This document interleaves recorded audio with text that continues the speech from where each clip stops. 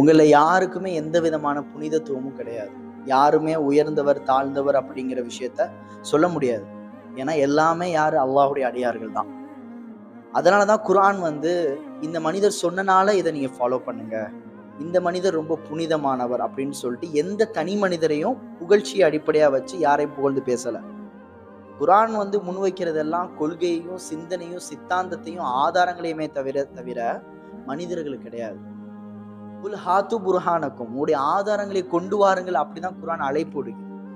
Even நபி ஸல்லல்லாஹு அலைஹி வஸல்லம் அவர்களை கூட நம்மளுடைய நபி அவர்களுக்கும் நமக்குமான அந்த உறவை சொல்லும் போது தனி மனித புகழ்ச்சியை வச்சு கிடையாது. நபி அவர்கள் அல்லாஹுடைய தூதரே அன்றி வேறில்லை, வமா முஹம்மதுன் இல்லா ரசூல், முஹம்மது தூதரே அன்றி வேறில்லை அப்படிதான் அடையாளப்படுது. தூதுத்துவத்தை கொண்டுதான் நபி அவர்களை குர்ஆன் அடையாளப்படுத்துது. இப்ப இருக்கக்கூடிய மனிதர்களை பாருங்க, 1000 ஆதாரங்களை முன் வச்சு பேசினாலும் அவங்க நம்ப மாட்டாங்க.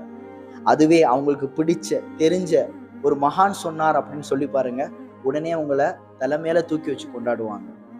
அஸ்ஸலாமு அலைக்கும் வரஹ்மத்துல்லாஹ்.